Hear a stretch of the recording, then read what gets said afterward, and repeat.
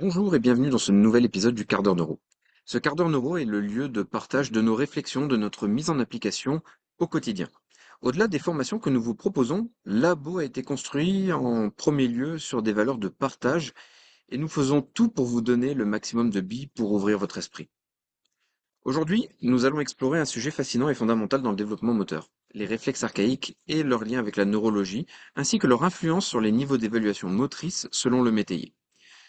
Ce sont des concepts cruciaux pour comprendre comment notre système nerveux se développe et évolue. Allons-y sans plus tarder.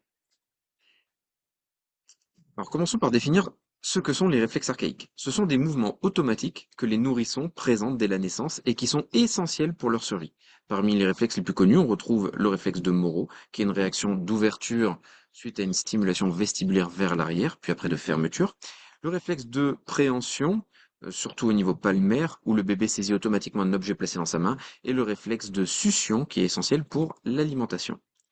Ces réflexes, ils jouent un rôle crucial dans le développement initial du système nerveux et ils permettent au bébé de commencer à interagir avec leur environnement. Toutefois, ces réflexes doivent s'intégrer au fur et à mesure que l'enfant grandit. En effet, une intégration adéquate permet à l'enfant de développer des compétences motrices plus complexes, tandis que des réflexes qui persistent peuvent entraîner des difficultés dans des domaines comme la coordination, l'équilibre et même l'apprentissage. Alors, quel est le lien entre ces réflexes et le système nerveux? Les réflexes archaïques sont directement liés au développement du système nerveux central, en particulier au niveau du tronc cérébral. Ce sont des réponses automatiques qui ne nécessitent pas de contrôle conscient. Au fur et à mesure que le cerveau mûrit, en particulier le cortex cérébral, ces réflexes primitifs sont intégrés et remplacés par des actions motrices volontaires. Reprenons l'exemple de l'agrippement palmaire. Au départ, l'enfant il ferme la main quand il reçoit une stimulation tactile. Mais à force de recevoir différentes sollicitations sur la main, l'information elle ne va pas rester qu'au niveau de la moelle épinière et du tronc cérébral, mais elle va venir au niveau du cortex et le réflexe va évoluer au fur et à mesure pour permettre, à la fin, la motricité fine. Lorsque ces réflexes ils ne sont pas intégrés correctement, cela peut indiquer des troubles neurologiques sous-jacents. Par exemple, des réflexes qui persistent au-delà de l'âge où ils devraient disparaître peuvent être le signal des problèmes dans le développement neurologique. Normalement, les réflexes archaïques sont censés s'intégrer la première année de vie, la troisième année de vie pour les plus tard, et à 7-8 ans, on arrive vers une maturité neurologique. Cela peut se traduire, du coup, par des difficultés qui vont être d'ordre motrice, des problèmes d'attention ou des troubles de l'apprentissage. On va parler maintenant un petit peu des niveaux d'évolution moteur de l'EMTI. Le métayer, il est bien connu des kinésithérapeutes.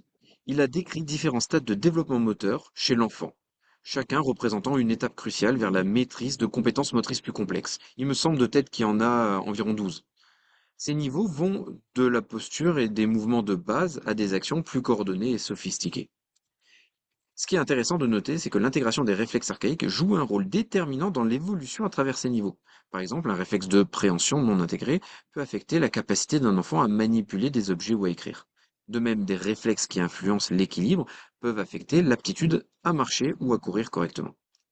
En observant les niveaux de développement de le métayer, les thérapeutes et les professionnels peuvent identifier où un enfant peut rencontrer des obstacles et ainsi adapter leurs interventions pour aider à surmonter ces défis.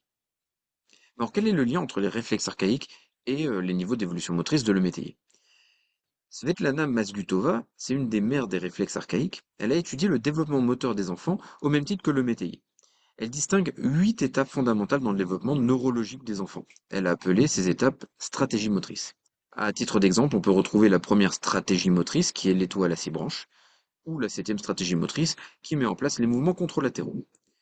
À l'intérieur de ces stratégies, on retrouve les différents réflexes qui se mettent en place au fur et à mesure de l'évolution.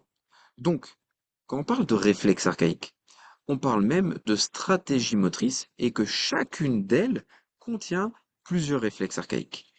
Pour améliorer donc l'intégration des réflexes archaïques, il faudra venir travailler sur les stratégies motrices en parallèle. Pour conclure ce podcast, nous avons vu comment les réflexes archaïques sont essentiels au développement initial du système nerveux et comment leur intégration correcte est cruciale pour progresser dans les niveaux d'évolution motrice. Ces concepts, ils ne sont pas seulement importants pour comprendre le développement des enfants, mais aussi pour identifier et traiter les problèmes potentiels avant qu'ils n'entravent la progression future. Je vous remercie d'avoir écouté ce quart d'heure neuro et si vous avez des questions ou souhaitez partager vos expériences sur ce sujet, n'hésitez pas à nous contacter via nos réseaux sociaux.